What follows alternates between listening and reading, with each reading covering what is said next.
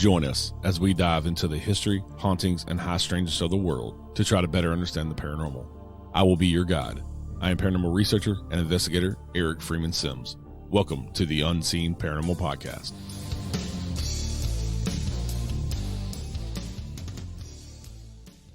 Hey everybody, welcome back and thank you for listening. Today we're chatting with author and lecturer Lynn Monet. We're going to discuss Lynn's book Omnipresent, where she chronicles her battle with evil forces after buying a new house in North Carolina. This frightening tale recounts her battle with what she believes were demonic forces and how it affected her and family and friends involved. Omnipresent and her new book, The Colors of Heaven, Beginnings Never End, is available on her website, lynnmonet.com. Hey Lynn, welcome to the show. Thanks for joining us today. Thank you so much for having me. I was really looking forward to this, so I'm excited. Yeah. Like I was telling you before we started recording, you came highly recommended by Cisco Murdoch, and I just love Cisco. We both have an affection for Cisco. Yes, she's my spiritual sister. Woo! Yeah. And you've been on her show quite a few times on YouTube. Journey Through the Gate Paranormal Portal podcast. Yes, and I'm there the last Sunday of every month. Yeah, so everybody, after you listen to our chat here, you can go check out the shows that Lynn has been on already on Cisco's channel. And also make sure you hit the subscribe because Cisco's awesome and she has some awesome content. Also, she has fan favorites you've talked on all the time. So yes, and the thumbs up too. Also, and if you want to come on the last Sunday of every month, you can actually ask me questions yourself. No, that's cool. Yeah, and then she's very attentive to the chat too. So yes, she is. A lot of times you ask questions in the chat, yeah, they'll get answered or topics and things like that. But yeah, awesome show. Yeah, she's a good one for questions too. She is. Oh, she's unbelievable. I mean, it's just amazing. Yeah, and just a plethora full of knowledge. I've learned so much from her and Steve in the past couple of years that I've known them. It's crazy. I will message them and say, hey, this happened to me. What is going on? And they'll be like, well, I experienced this, or yeah. Yep, amazing people. So we'll get into talking about the book here in just a minute. But before you moved into this crazy house, or attempted to move into this crazy house, when you bought this crazy house, had you ever had experiences with the paranormal earlier in your life, or were you into the paranormal? Was that even kind of on your radar? Yes. Actually, I grew up in a haunted house. We lived 3 short blocks behind a hospital that was connected to a nursing home. And there were Indian mounds, of course, on the other side. So my siblings and I would see patients in patient gowns walking through the house, also Indians once in a while walking through the house. And that's kind of how it all started. There was actually one time that was very, very profound. It was totally undeniable. When my brother and I, we were sitting in my parents' master bedroom, and I, of course, at 5 years old, I was in my mother's jewelry box decorating myself, and my brother, who was 2 years older at age 7, was sitting on the floor playing with his Matchbox cars or Hot Wheels or whatever it was that they had out at that time. And I remember turning to show him how beautiful I had made myself, and he was mesmerized on the corner of the room. So I turned to see what he was looking at, and there was this misting that started to bellow almost. And inside of the misting stepped in my brother's best friend, John, and his mother, father, and brother, and they were all standing there just smiling at us. So I run out of the bedroom calling for my mom. My brother runs out the bedroom in the other direction calling for my mom, and of course he finds her first. And he says, Mom, John's here. And she's like, well, I didn't even hear anybody knock. And he says, and they're in your bedroom. And she's like, they're in my bedroom. Who let them in my bedroom? So she's rushing to the bedroom to usher these people out of her room. And of course, when they got back in there was nobody there. And my brother kind of got in trouble for that. So of course I kept my mouth shut, even though we had seen it at the same time, because I didn't want to get in trouble too. But lo and behold, the next day, my brother was on the bus. It was the day after spring break, and they were returning to school. And my brother always would sit with John on the bus, and John was not on the bus that day. So then he gets to class, and he, of course, his desk was attached to little John's desk as well. And again, John wasn't in his seat. And after they said the Pledge of Allegiance, the teacher stood up in front of the class and announced that John would not be returning to school because he and his entire family perished in an auto accident on the way back. Oh, I think wow. it was from somewhere in Florida, Disney World or something in Florida. And it happened that day, the day that John presented in my parents' master bedroom. So by the time my brother got home that day, my mother didn't really know what to say about it. But I've always had the ability to see things. And when I was about 10 years old, I was born and raised Presbyterian. My mother took a jaunt with the Jehovah's Witnesses, which is a book in itself, but we won't go there. And I remember being 10 years old, and my mother took me in front of the elders of that church, and I was petrified at being 10 years old and having all of these men sitting there looking at me. And the elders are similar to like the priest or pastor or the person that makes the decisions in the church. Yeah. And they're telling me how I'm seeing demons, even if it's like my great grandmother, somebody that I recognize and love, telling me that I'm possessed, telling me that I'm going to die all of these horrible things that scared me so bad that even though I still continued to see things, I would run out of the room just like everybody else because I thought it was a demon. So I became afraid of my gifts.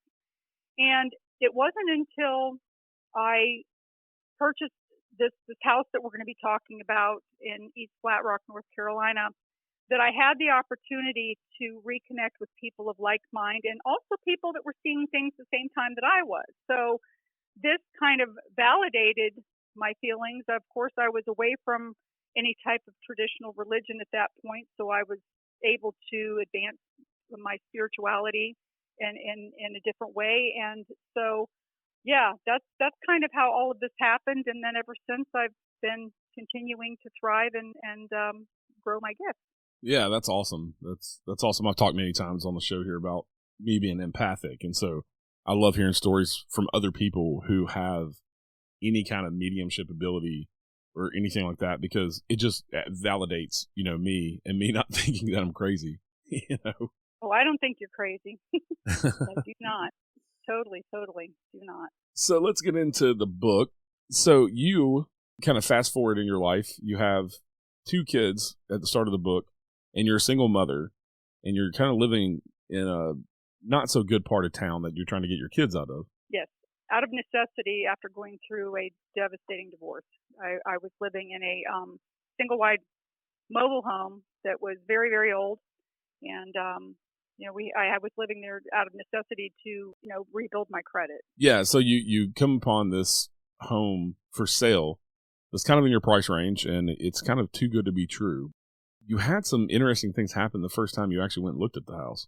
Yes, I did. I remember the morning that the realtor called me, and this poor woman had been dragging me around for a year. So most of the time, the houses that we would find in my price range as a single mother were either like next to a stinky paper mill or a dump, or it had major renovations that needed to be done. So when this one came into her office, it was not even on the MLS yet, and she called me. Her colleague had just come back from taking pictures of the inside, and she called me and she said, "We've got to go see this house. My colleague just came back. It is in your price range, and this house is too good to be true." Well, of course, that should have resonated. So we went ahead, and while we were driving to the house, I was looking through the pictures, and I asked her multiple times to please call the colleague and double check, because what I was looking at on these papers, this house could have easily have sold for $100,000 more than what they were asking. Yeah. So I'm like, does it have indoor plumbing? Can you make sure she didn't make a mistake on the zeros or something? And every time she'd call, she confirmed that everything was correct. And I'm like, well, what's wrong with the neighborhood? But it was none of those things. It was a beautiful neighborhood. It was in a low tax and good schools. So it was very, very desirable area. It was a brick 2-story house, split level, that was built in the middle of the 1970s. So it wasn't even old. And that's another thing too. A lot of times people, they assume that when something is haunted, they always look at the older houses. But the truth of the matter is that even a brand new house can be haunted if it is built in the wrong place, because it's about the ground it's built on, not the house itself. And a lot of times the things that happen in that house are because of where it's built. So that was one of the things that I did learn. But when we got to the house, it had these beautiful double entry doors. And as a matter of fact, on my second book, that is a picture of the house, front of the house. But there was something about the locks constantly giving problems throughout the entire time that we were there. And at one point, the realtor thought that she had that they had left the wrong keys, because the key would not even go in to the lock. And it seemed like every time she would say, "Oh gosh, I'm going to try one more time," it would magically go in. Then she'd almost break the key off trying to get it out, and then it would, turn or would come out. But we did get the door open, and while she was struggling with the key to get it back out of the lock, I went ahead and ventured in. There was a foyer, because of it being split level, with stairs that led to the lower level, the descending stairs, as well as the stairs going upward. And as I started to go upstairs to look, out of my peripheral vision, I caught the impression of this young man hanging in the stairwell. And of course, I look right at it then, and I'm like, why would I even be thinking about something so horrible? Because when I looked directly at it, there was nothing there. Right. And of course, these people had vacated the place, and so there was nothing in there. There was no furniture. There was nothing in there.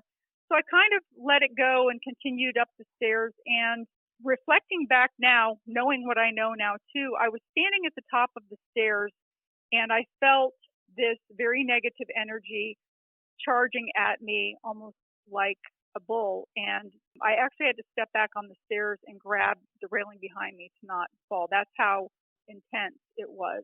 And then I felt something that felt like a cobweb kind of going across my face.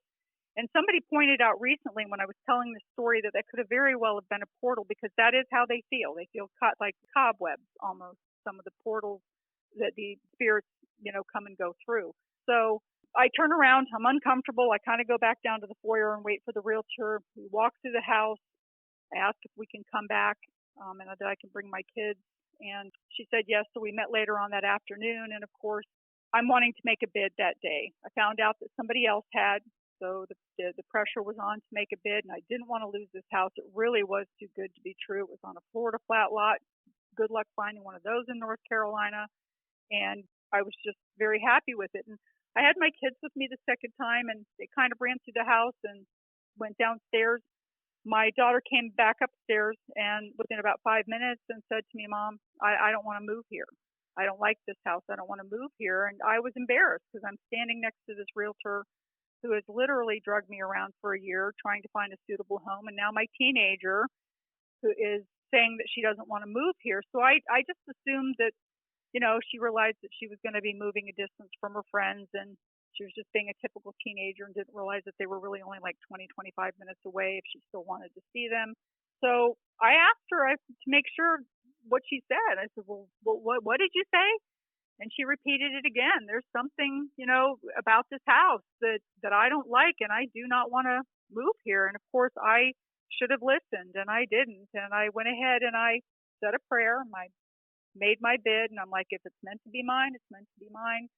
And lo and behold, I got the call the next day that I did get the house.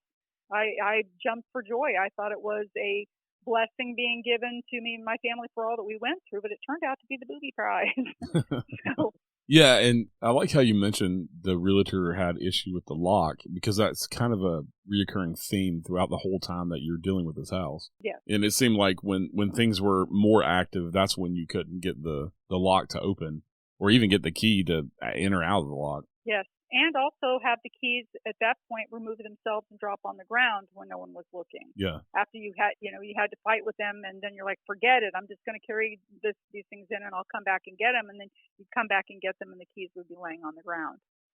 So it turned out in the story that there were two demons in the house, and a young man that did hang himself in the house. And this was confirmed actually by the next door neighbor. The next door neighbor was the very first house on the street before the street even had paving on it. And he remembered the house being built and the family. And he confirmed that the family at that time, the parents were going through a divorce. They had a son that was kind of struggling with depression and drugs, and that he did in fact hang himself in that stairwell, and that the mother, when she came home, found him. So that was confirmed that did actually happen. And his spirit was still in the house. So the very, very first night that we had gone there, I brought some makings for tacos, and my daughter comes into the kitchen and she said, "What did you want?" And I'm like, "I didn't call you." And she said, "Yes, you did." I'm like, "No, I didn't call you." She said, "You called me twice, and I answered you in between that I was coming, and you called me again. What did you want?" And I'm like, "No, I swear I didn't call you at all. And so the thing is these beings in the house had an intelligence about them. They immediately learned that I was the mommy lady, and my children's names, which are the real names in the book, Brittany and Austin. And so my son then comes in, and he's peering in from under her arm, and he says, "Mommy, I heard you call her too." And I'm like, so I'm trying to rationalize him. Oh, Brittany's a popular name. We're on a dead-end street. There might be another mother outside calling for her Brittany to come home and eat dinner. I'm sure you'll meet the Brittany and, the other Brittany and make good friends. And they were kind of happy with that, and they even went out in the front yard afterwards, kind of trying to attract children. So it started right away, but I was in denial about it. Yeah. So many things that did happen in that house that my children were seeing that they weren't telling me until after finally, I was not in denial anymore after some more serious things happened. The activity started right away, the lights turning themselves on and the locks, again, unlocking themselves. So that was also an issue. I had gone in one day to put to unload some boxes that I had brought from the car, and every peripheral door in the house, including the sliding glass door, was unlocked. And it wasn't until I was in the garage where there was a workshop where I literally had boxes shoved up against the door that I noticed the chain dangling to the side. And there would have been no way for anybody to reach that without moving all of the stuff that I had loaded. I mean, I'm 5'9", and they were like chin level on me. So, and out, there was no way for even me to reach them without moving some of the boxes. So I went across the street to the neighbors, assuming that somebody had been left with a key to keep an eye on the house. Maybe didn't realize that the house had been sold because they didn't even have a chance to put a for sale sign out front. That's how fast it sold. So, I checked with the neighbors, and there was nobody that they knew that had been left, with a key to keep an eye on the house. And I then had told them, I had asked them, I said, I'm getting ready to have workers come in, and I had planned not to change the locks because I was having some renovations done. I purchased the house in March, and I was going to move in during the summer months after my kids had finished school. They only had 8 weeks left, and I didn't want to go through the transferring of papers and having something get lost. And I wanted them to complete the year with their friends and then make new friends and start brand new in the new year with school. And so I left the locks as they were, and I was going to change them when we actually officially moved in. So I had asked them to watch because now I'm having wooden flooring delivered. I'm having new furniture for my kids' bedrooms delivered and things like that. And I, didn't want somebody in there getting hurt. Right. So they said that they would call me if they noticed anything. And there was one day in particular that I left. I had a hard time locking the door. And the neighbor's wife actually came forward and told me when I went over to their place, she said, I don't mean to be a nosy neighbor, but I noticed when you were leaving, you were having trouble locking that lock, and you doubled back from your car, and I didn't even remember this part, and shook the door.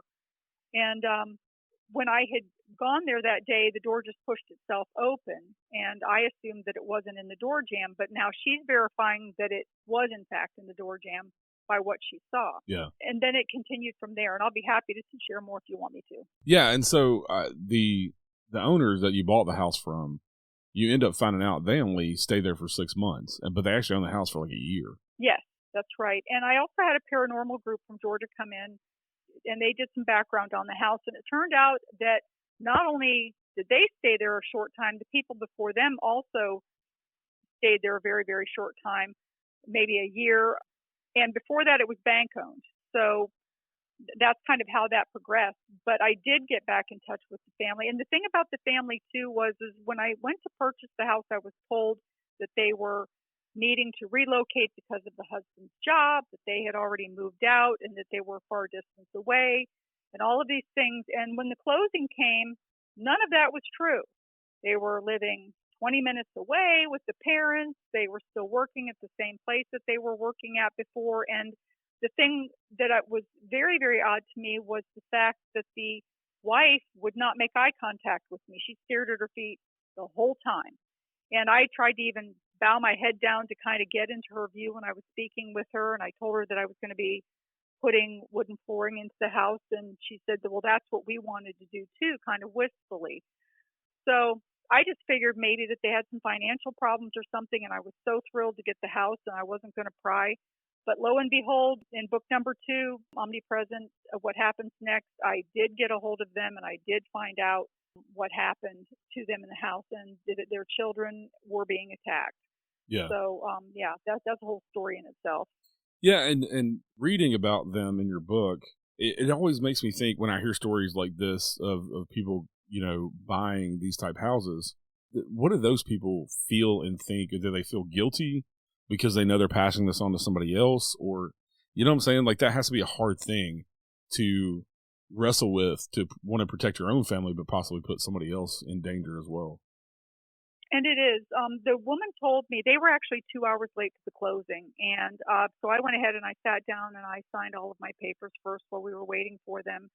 And when I did get her on the phone, she told me that the reason why they were late to the closing is when she found out that I had children, she did not want to sell me the house. Yeah. And so she and her husband were fighting about it. And, then that's part of the reason why she didn't want to make, eye contact with me either. And on the flip side, when I went to sell the house, which of course I would, if I could have afforded to, I would have burnt it to the ground. Yeah. And it wouldn't have been sold to anybody. But being a single mother, I couldn't afford to pay for 2 places to live in and to pay the mortgage payment so those demons could live there. Right.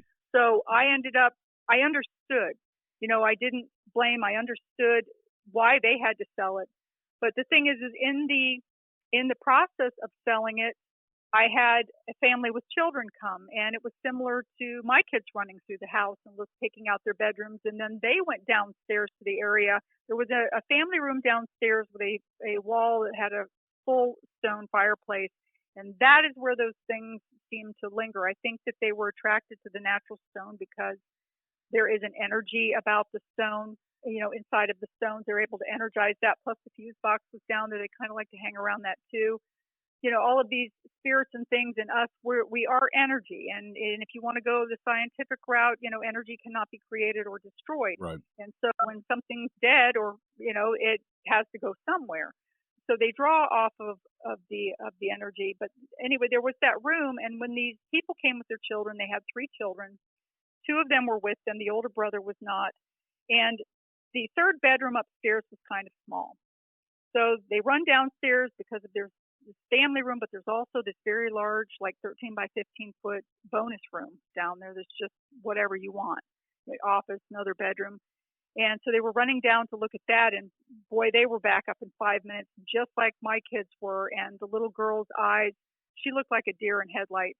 And I remember hearing her say to the brother, Tommy can have the creepy room downstairs. I'll take the little, the smaller room upstairs. So I realized in that moment as a parent that I could not sell the house to anyone with children. Yeah. And so the people that I sold it to, in all fairness, because people are like, well, why didn't you should have told them. I tried. I did try. They were a retired couple that came up from Florida. It was a cash buy. As we were leaving the house, exiting out from the double entry doors, their grown adult daughter was with them. She exited first. I exited behind her. And then the wife and the husband were behind me. And I overhear the wife saying to the husband, why did you push me? And he said, I didn't push you. And she's like, yes, you did. And he's like, no, I didn't. I'm 3 steps back. I can't even reach you. And she's like, well, I don't know what happened then. And she stumbled on the stairs. And I knew what happened because there was a demon that ran those stairs and would shoot down the hallway. And I knew that is what had pushed her. Yeah. So when they came out the door, they're standing there, and a good conscience, I said to them, I said, do you believe in ghosts? Because I was going to tell them the truth, and they immediately cut me off. Nope, we are Baptists. We don't discuss those sorts of things. We don't believe in those sorts of things, and we're protected. And I'm like, okay, I would have told them the truth if they had wanted to know, because I couldn't bring myself at that time to do to someone what had been done to me, even though I understood why those young people with, their family had sold it to me that way. And not only that, with each person that you sell it to, you hope that maybe they're not as sensitive as you are, and maybe they won't be affected the way that you were in that house. And you also hope that some of the blessings and the clearings and all of the stuff that you have done, because I had like, oh gosh, so many denominations of religion in there, that maybe something will have a delayed reaction and finally work. Right. So, and the one thing that I have found is that, you can clear some places of ghosts, but sometimes you can't. And when you can't, sometimes you have to leave yourself. So, and that's basically what I was doing. But in the second book, they did put the house back up for sale 6 months later. Wow. Yeah. So they were more than likely having activity. I would assume so. Yeah. I can't imagine how hard it must have been for someone to actually live in that house. Fortunately, I had a place to sleep elsewhere. Yeah. And actually only spent 2 nights in that house with blow-up mattresses while we were doing renovations. And the 2 nights that we were there was enough.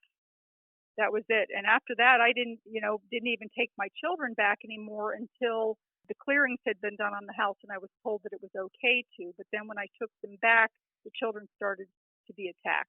Yeah, and you had issues with the renovations too, with keeping the people there to do the renovations. I did. I had 4 different men to come to help. And being a single mother, I was tearing up the carpeting myself and taking the stripping off to save money. I wanted to be able to buy a better grade of flooring. And so when I had all of that ready and done, I had 4 different men that came to the house to put in the wooden flooring. And none of them stayed past 2 o'clock in the afternoon except one. The very last one was stoned all the time. So he carried his own little demons with him, and so the ones in my house didn't bother him, and I didn't care that he was stoned all the time as long as he didn't do it around my kids, right? Which weren't even being brought there at that point. So, and he did a good job too.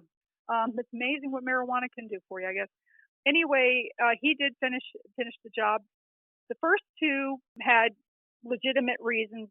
One of them had another that he was doing me in between jobs and something else opened up. And the second one had somebody in the hospital, but that guy left his DeWalt tools. He never even came back to get them or to be paid. And I did get a hold of him. He told me to leave them in a box in an area outside that he could pick them up, but yet they wouldn't be exposed where anybody could they'd really have to be digging to find them if they wanted to steal them. So, but he never came. And then I called like 2 weeks later to say, hey, your tools are still here, and his phone was disconnected. So I ended up getting free DeWalt tools. The third person was a cousin of a coworker friend of mine. And I got to find out what actually happened to him in the house while he was there putting in the flooring. And I don't mind sharing that with you also if you'd like me to. Yeah, go ahead. Okay, I was in the house painting in the hallway, and Bobby was just on the other side in my son's bedroom putting down the wooden flooring. And this particular day, I finally had to acknowledge that there was a ghost in the house. I remember being in the hallway, and I turned, and out of my peripheral vision, I see this young man coming up the stairwell onto the main floor. And he was so real that I remember turning to him and saying, did you knock? I thought it was some, confused person that just walked in the front door. Maybe I didn't hear him knocking. Yeah. And Bobby actually responded, like, oh, no, maybe I dropped something. And I'm like, so then I looked back at the stairs, and there's nothing there. So I realized in that moment that we have a ghost. So I'm a little bit, I've got my goosebumps kind of all over me. And I go ahead, and around 2 o'clock, I finish up and I leave to go pick up my kids at school. And I get this call from Bobby. And he says to me, I have to leave right now. There's something about this house that I've never experienced before. And the line drops. And I couldn't get a hold of him for almost a half an hour. But this house, some of the windows didn't have screens on them. And of course, he had them opened, and I had some of them open because I was painting. And he had this adhesive that was going in with the flooring. And plus, we had an air conditioner in the window of my son's room to kind of dry things quicker because there's a little bit of moisture in there. And the area above the air conditioner was wide open to the outside with no screen. Because of the shape of the window and the shape of the air conditioner, they didn't fit that well together. So when I finally did get a hold of him, I asked him, I said, did you, pull in the air conditioner? And he's like, no. And the screens, the windows without screens were all left open. And this was on a Friday, and I was going to have to work the whole weekend and not be able to go back until Monday. So I ended up having to go back there. And then that's a story in itself. But coming back forward, while he was there that day, he was putting in the tongue and groove flooring, and he was sitting on one of those benches like a gardening bench, kind of wheeling back and forth. And he had just put in one of the pieces of flooring, and he reached for he had a trowel and a block and a mallet to tap in with the block because it was tongue and groove flooring with adhesive to make sure that it was a nice fit. And he reached for his tools, and they weren't there. So he kind of scooted. He thought that he had rolled over the tools, and he didn't. And he looked over, and about 7 feet away was the door, and it was open. And he sees his tools paralleling each other, 1, 2, 3, right in front of the door.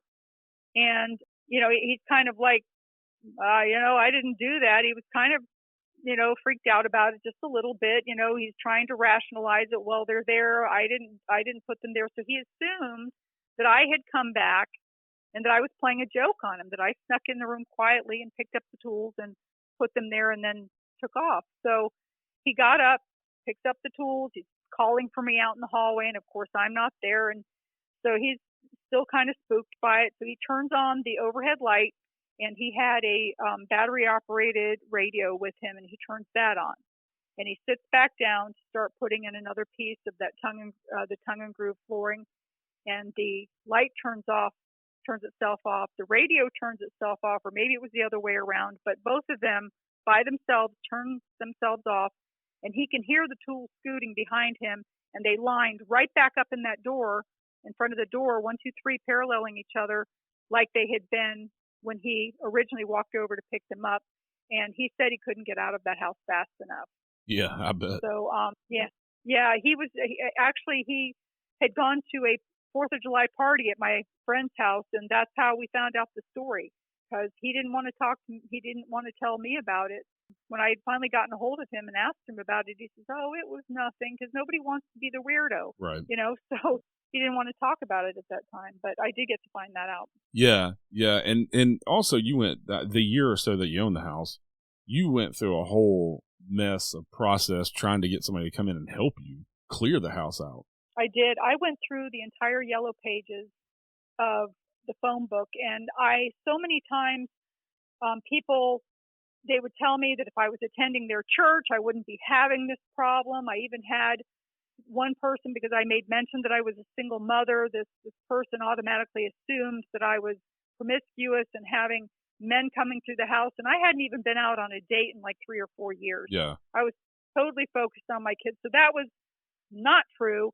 And basically would hang up over and over again. And when you have this kind of problem, you have to go to somebody that knows you. So I originally approached an Episcopalian priest that was affiliated with the place that I worked at, because I had been working there for many, many years, and he knew me personally.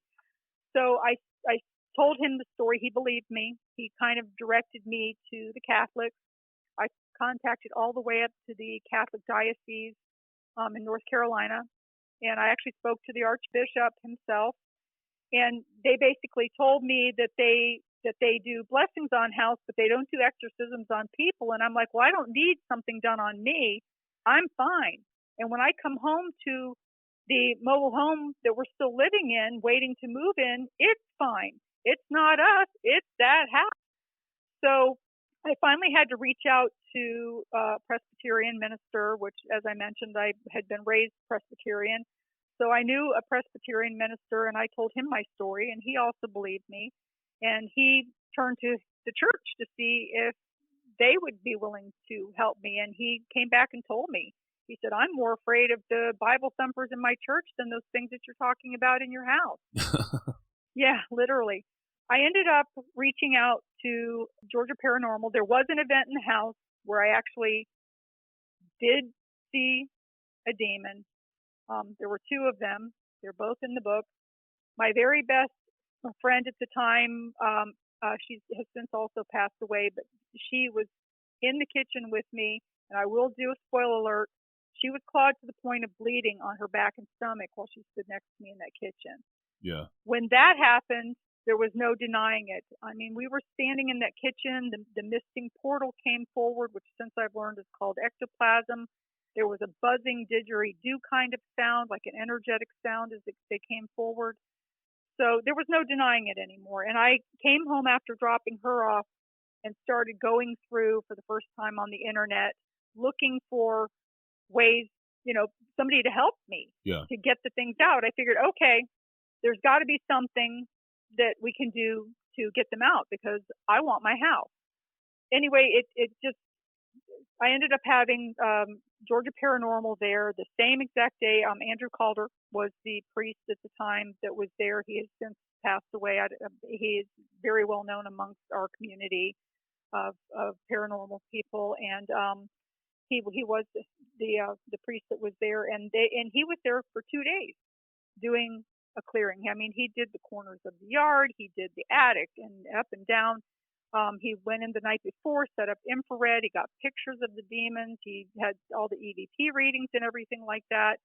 And he did, the best that he could. And the Presbyterian minister was also there with him during the blessing because he said, wow, if ever this happens, something like this happens again, I want to know how to help somebody in my church since my church won't help anybody. Right. So they were both there together, blessing the house. I was personally attacked during that clearing where I had a hot lash that felt like I was cut to the bone on the forearm of my arm. And that was something that my friend, when she was clawed to the point of bleeding in my kitchen, that she made mention of how hot it was. Well, she was not kidding because that was so hot. It was like a skewer cutting, just slicing me, cutting me to the bone. And I stood there holding the area, assuming that if I moved my hand, the blood was just going to come gushing out everywhere. And Father Andrew came over. He saw what had happened. He put the cross over my hand where I was holding the wound and told the spirit to be gone. And it instantaneously stopped. That pain that was bringing tears to my eyes, it was burning so bad. And it just instantly took it away.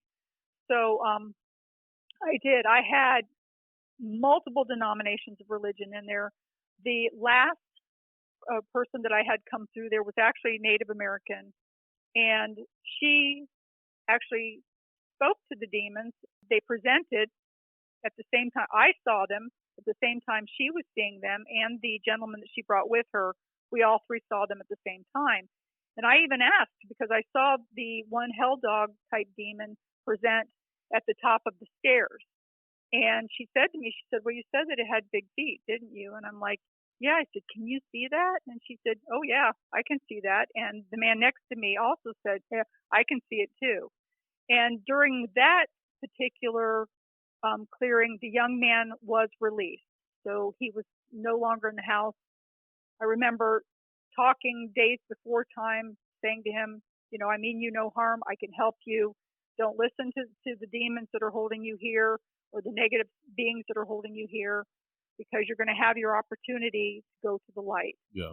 So, and he did. I mean, they asked me to open up the back sliding glass door, and that young man ran towards that light so fast while she held the negative forces at bay.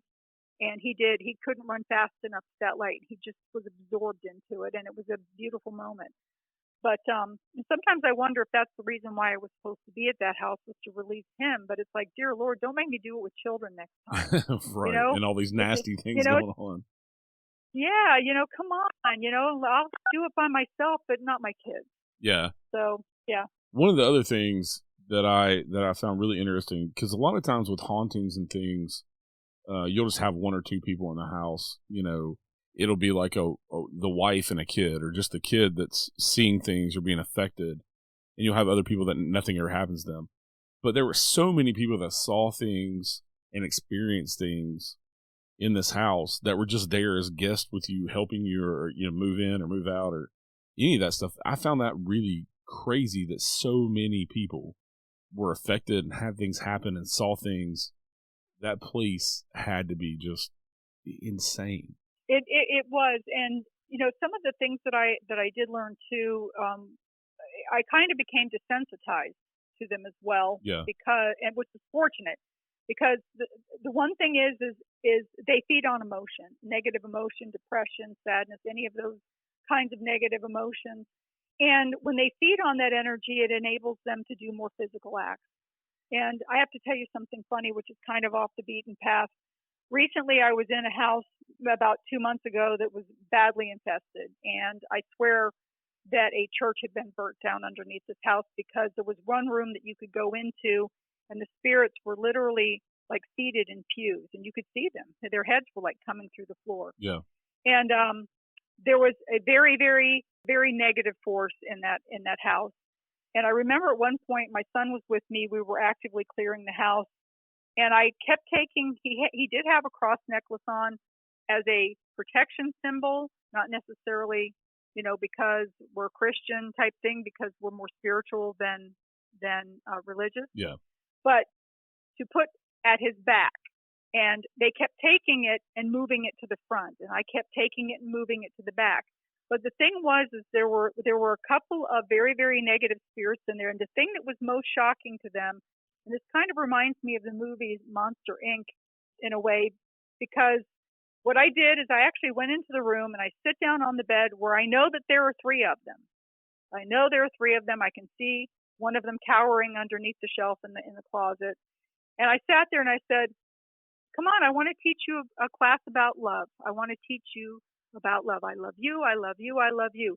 You have never seen so many spirits look like somebody's crazy and dart out of the room as fast as you can. And my son, he was just in awe. He called my daughter after. He says, you wouldn't believe what mom did. She's sitting there, and these things, talk about leave like there's a stink in the room. Yeah. Well, and also in that house too, a friend of his had just bought it, and when we looked at the pictures on the MLS, there was actually a Catholic altar in the front of the house where the house had been blessed multiple times. So the people that moved from that one also knew that there was stuff going on in there. Yeah. But yeah, it's amazing how effective that was. And I say like Monster Inc. because they had the kids screaming, but then when they had them laughing, it was even more effective. Yeah. So, to do that kind of thing, but that's off the beaten path, and that's a whole nother book. Yeah. Yeah. And we've kind of jumped around today. I want people to go read the book because there's so much more that happened in the house, and you do a perfect job of going from the beginning to the end, in order of how things happened and what you remember about the things and all the stuff that you went through with this house. And it's an incredible story. And I can't wait to read Omnipresent, what happened next, because that's what it left me wanting, is wanting to know all this other stuff of, okay, like we talked a little bit about, the family that had it before you and kind of what happened to them, but you've got a lot more of that information in the second book about all these other things with the history of the house and things like that. That's true, and also the family that I sold it to, selling it 6 months later, and I will share that part with you. That is in the beginning. The second book starts off with the last chapter first. That's actually what the chapter is called. And I had to take a detour through that neighborhood because of a backup that was on the interstate. Not really wanting to, but it was a quicker route to get around the backup and back on the interstate. So I've ended up having to pass the street that the house was on. And of course, curiosity, my eyeballs shift that way. And I kind of see this sign in the front yard. But where it's sitting, because the yards were so big, it could have been for the next door neighbor from the angle that I was at. Yeah. So curiosity got me. I drive to the next street, and I'm like, I have to know. I have to know if, that's voting for somebody or what kind of a sign that is. Right. So I turned around, I said a little prayer, and I said, please, dear Lord, protect me and make sure that those people do not come out of their house, because I don't want to be invited in, Right. type thing, because I'd have to say no and speed away. So it was a dead end street. So I turn down the dead end street, and sure enough, it is a for sale by owner sign in the front yard. And so my heart just dropped. And also the neighbors across the street had gotten this gigantic Archangel Michael statue that they had facing the house when I had moved out. They had already gotten that one. Of course, that angel was still there, but it was moved closer to the center of their front yard near a bird bath. So I went down to the end of the street and pulled in to turn around in somebody's driveway. And as I'm heading back towards the house, I get just to where their driveway is. And I was trying to be inconspicuous, so my radio was turned off. My windows were up, and my radio turns on full blast right in front of their house, all by itself. I kid you not. Wow. And I'm trying to get it to turn down, change channels, something, and I couldn't get it to shut off. So I left skid marks getting off that street because I kid you not. And when I got off the street and turned, the radio shut itself back off. But to me, that was almost like them saying to me, "We know you're here, and we want you to know that we're still here." Right. So, my heart broke in that moment for those people because I really, really had hoped that it would work out for them, that it would be a wonderful home for them. I never wanted anybody to have to go through what I went through, and I don't think the people that sold me the house wanted anybody to have to go through that either. Right. You just hope for the best, and yeah, it was heartbreaking for me that it didn't work out for them. So did you ever hear from the neighbors across the street, the ones that had the Archangel Michael statue? Did you ever hear anything else from them about if they knew any more than what they were letting on? Or No. I was very open about the fact that the house was haunted, and I didn't care if people thought I was crazy. I actually had more people, coming with their stories when I started being open about mine. And but the couple of times that I did go across the street over there, like to introduce myself the first time because the lights were all on in the house. Yeah. And also to ask about the key. Of course, they saw the priest out there blessing the yard and the minister, and they kept seeing all these religious people coming. And a Catholic priest also came to my house. I had an Episcopalian priest and a Catholic priest. So they're seeing all of these people coming, blessing the house. And that's kind of when the whole Archangel Michael statue kind of got there to begin with. And it was in front of their living room window off to the side. But this particular day, they had moved it dead center in their front yard. I'm not trying to laugh because it's funny, but you know what I'm saying? I mean, they meant serious business and it was facing the house, the house that I had sold. Yeah. So, but I never went back. I wasn't interested in lingering on that street any longer than it took me to leave skid marks. Right. Yeah, I don't blame you. Not after all that happened. Yeah, especially when my radio is blaring. Because, I mean, if they had the ability, because they can do that. They can manipulate TVs, electronics, things like that, turn on and off lights. They can move things. They can leave bite marks, claw marks, and bruises. They can pull hair. I mean, they can do these things. And yeah, no, I didn't want to talk to anybody on the street. I was just glad to get off that street, and I will never go back again. Yeah, that it has to be really traumatizing thing, especially because your home is your sanctuary. And yes, it is. And to be excited to move into this nice new house and your kids in a nice neighborhood, and then to have all this happen, it's just I can't even imagine.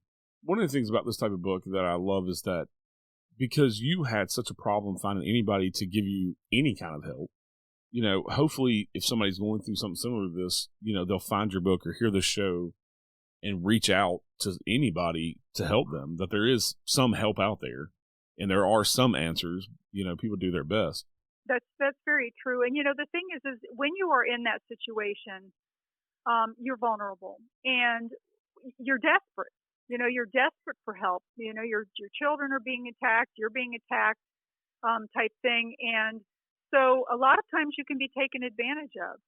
And you have to be very careful of that. I mean, if somebody were to come to you and say, "Oh, I can get those things out of your house for $1,000," you will find a way to scratch up that $1,000 to get things out. And the thing about it is a lot of times too, people will come in and do blessings, and then and sometimes when it doesn't work, they'll turn around and they'll say, "Oh, well, it's because of something that you did." And it's like, wait a minute, I wasn't even living in the house. So you can't blame this one on me. Right. You know what I'm saying?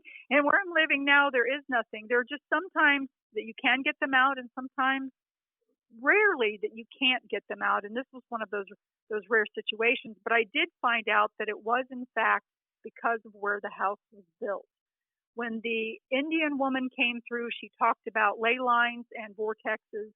And she said that where the house was built, if it had been built just 3 feet to the north, it would have not been haunted. But where it was built, because it had a lower level, almost like a basement, that split level kind of the windows at the very, very top of the ceiling because it's partially underground. Yeah. Broke into an area that was a portal or traveling area for things like that. And in the book also I had mentioned after the clearing, at one point that made sense because there was literally an area that looked like a 3 foot out by 3 foot down area and where the wall meets the ceiling that looked like it was stuffed with paper almost after she had finished that clearing. And when I came back to do the follow-up staging, of which I want to make mention to people too, staging's okay for ghosts and you've got a spirit in your house, but if you've got a demon in your house, the stage tickles it and pisses it off. Right. So you don't use stage for something like that. It makes it worse. So when I went in, I couldn't get the smoke from it was dubbing it out in some cases, and I couldn't get the smoke from the stage to go up into that corner crease. It would even sideline and go like a handlebar mustache and come down back at me. And I remember even with my friend, I said, "Do you see this?" And she's like, "Yeah." She said, let me try. And of course, when she tried, it did the same thing where we literally took the plate with our hand and stuffed it up in that 3 foot by 3 foot area and held it there. So, there was something about the tunneling that she was talking about that was correct. And, when you're in that situation and you get somebody that comes to you, it sounded absolutely crazy, right, what she was telling me, but it was so crazy that it made sense because it actually correlated with what I was experiencing that was also crazy to most people. That would have been a crazy event to most people, but it was a reality for me. Yeah. The whole story, I could not put it down once I started reading, just because it's one of those things of like, what the hell is going to happen next? Because straight off the bat, you're having all this crazy stuff happen. And so it just keeps you like, how could this get any worse? And it does. As you go on in the book, the things that happen got worse and worse. And yeah, it's just an incredible story. And not just a story. You lived it. I don't want to downplay that you actually went through this crazy journey to write this book. Yeah, it's funny because the very, very last part when we had finally resolved that we were going to move out, I remember after the clearing that the priest told me, he said, "Oh, well, you can go ahead and take your kids back." And so I took my kids back, and one by one, my son was not attacked because he heard what I said. I'd given instructions for my daughter not to come down these stairs. And to make it less confusing, I had taken the kids back. My son and his friend Zach were climbing a tree in the front yard, and my daughter was up in her room, and I was putting gas in the lawnmower to mow the grass. And Zachary, my son's friend, comes down the stairs into the lower area through the front door, and he's grabbing the side of his neck and he's wincing. And I'm like, I thought maybe he fell out of the tree or my son whacked him with a stick in a sword fight. But he came over and he's wincing, and I looked to see the area, and there was nothing there. He was complaining of it burning, but then he started to retch. And to me, that is a dead giveaway because they have the ability to do that, to create nausea that is so strong that it almost makes it hard for you to breathe. And so I got into the car, and I yelled up to my kids, I said, "It's time to go. Do not come down. Do not come in the front door. Do not come down the stairs to the garage." And of course, my son then just went straight to the car. And my daughter, well, no, he actually stopped to go to the bathroom first, but then he came straight to the car. But my daughter didn't hear me. So she comes down the stairs, and when she gets to the bottom stair, she grabs her ankle and she starts complaining about a burning sensation that was so bad that she could not bear weight. And I had to help her. She was practically crawling out of the garage, and I had to help her get to the car. Then I locked the door from the outside, and I pulled down the garage door from the outside, and we left. But I remember calling the priest after that and saying to him, "Those things aren't gone." Yeah. And he insisted. I said, I'm done. I'm done. What kind of mother would I be? If my children come to me in the middle of the night with the usual complaint of, "Oh, there's something under my bed or in my closet." In this house, there really was something under the bed and in the closet, and might even be in the bed with them. And right. And you said about a house being your haven. How can I protect my kids if they're crawling in bed with me and the covers are being pulled off? Yeah. Told him at that point, I said, I'm done. I said, I cannot imagine having a Thanksgiving dinner with extended family, and you're telling me that I need to command these things to leave if I see them showing up in my house. And all of a sudden, I see a ghost walk across the room, and I stand up at the table and start screaming at it in the name of Jesus Christ to get out of my house. How many of my guests are going to stay, and how many of them will ever invite me to their house because I might be bringing more than dessert? Right. So, right. you know, it's like you lose a lot of friends that way, and family don't want to come around you. So, you know, I told him then that we were done, but it's just the issues that we went on with the flies and all of the other stuff that had happened after that that's a total story in itself. Yeah, it was. I hope that when people read this, it is written very straightforward. The cover of the book is an actual event that did happen in the house while my son was sitting on the master bathroom toilet, and thank goodness that he was, where these grotesque hands were coming in at him through the door. That is the cover of the first book. He helped me design it exact. I wanted everything in the book exact, so that if I had to sit on a lie detector test, there would be no question that I was telling the truth. It's very straightforward. Nothing's candy coated. And it is a very, very frightening book because it's real. Yeah. And I just hope that anyone who has had to go through this kind of thing themselves, that the book in a way does bring some comfort, in the sense that at least they know that they're not alone in that sort of thing, because there's more of it than you think happening, and people are you know, living with it, and they're living with it every day. And it's and having those types of negative energies in your house can make you sick. Yeah. They can make you physically ill. They disturb your sleep. When your sleep is disturbed, you become depressed, and you start having health problems. And they can actually do that. Well, everybody should go out to your website, lynnmonet.com, and pick up Omnipresent, read it, and then pick up Omnipresent, What Happened Next, which is I'm gonna grab that from you here soon. But you had a new book that just came out called Colors of Heaven, Beginnings Never End. And you said it earlier in the show that you've been a nurse for many, many years, and specifically end of life care nurse. Yes. This book I wrote after seeing my mother leave her body. I've seen multiple patients leave their bodies, but of course, when it's a relative that you love dearly, it's a very, very special story.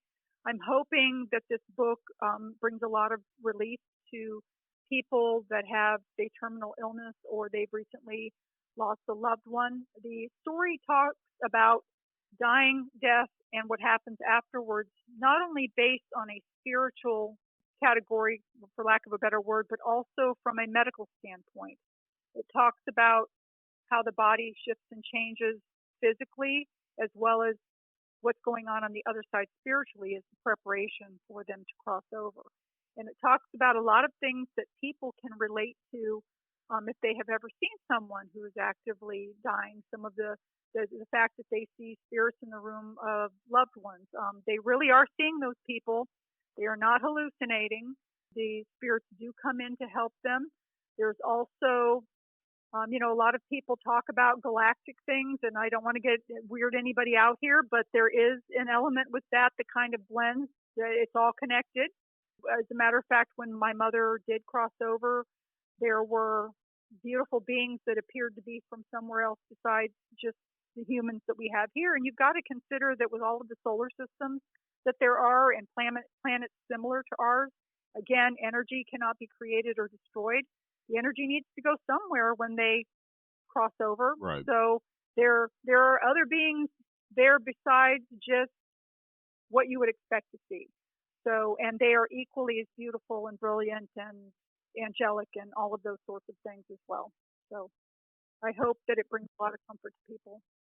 Yeah, I would like to check it out too, because as we were talking before recording, as my audience knows, I worked in medicine for many years, so we were kind of comparing stories, and so I definitely want to have you back on just to have the conversation about, all the things that me and you've experienced, the incredible things in the medical world, and I'll even tell some stories of some of my friends who work in medicine that's had some experiences. But I would love to have you back on and have that conversation, because we kind of went down that rabbit hole for like 15 minutes before we started recording. Yeah, we did. And we could have been there for hours. Yeah. So yeah, and I would love to be back. Definitely.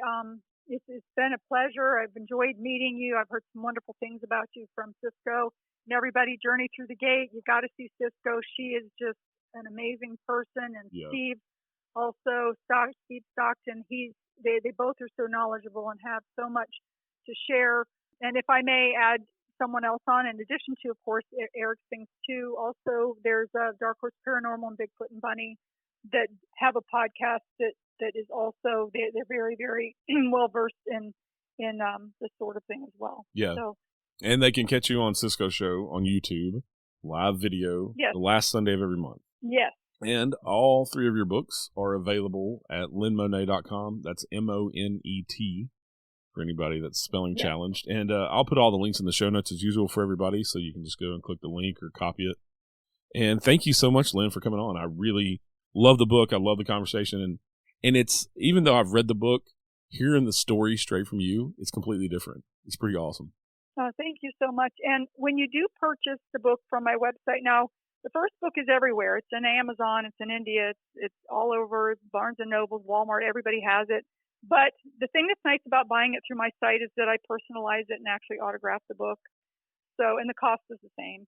So when you do purchase it, please make sure that you put in the memo, if you want it autographed, the spelling of the name that you want it to go to, because some people are purchasing them as gifts. So I don't want to assume that the person buying it is the person that the book is going to be for. Yeah. I do have the book Omnipresent in stock. I also have Omnipresent What Happened Next in stock. Currently, Colors of Heaven, Beginnings Never End is loaded on my website for ebook. The paperback books will be coming in about 2 months. So you can pre-sell if you want to, or you pre-buy if you want to, or wait. But the ebook is ready right now, and it's in a nice format that just rolls one page over the other, so it's easy to read on your phone, your computer, your tablet, or any of those items that you have. That way, if you want to choose, and you can get it immediately. Please, when you do get it and you download it, save it to a file so that you can have it again and again. All right, Lynn, thank you so much for coming on. Thank you for having me. I appreciate it. It was my pleasure. All right, everybody, have a good day. Stay safe out there. We'll see you next time. Yep, bye-bye. Join us next time for a new episode of The Unseen Paranormal. Until then, head over to the Unseen Paranormal Lounge on Facebook for all the latest updates and discussions about the show. You can also find us on Instagram, Twitter, or at unseenparanormalpodcast.com.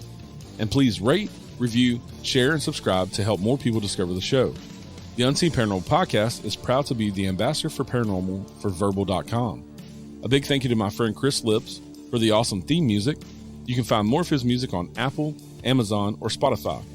And as always, thank you for listening.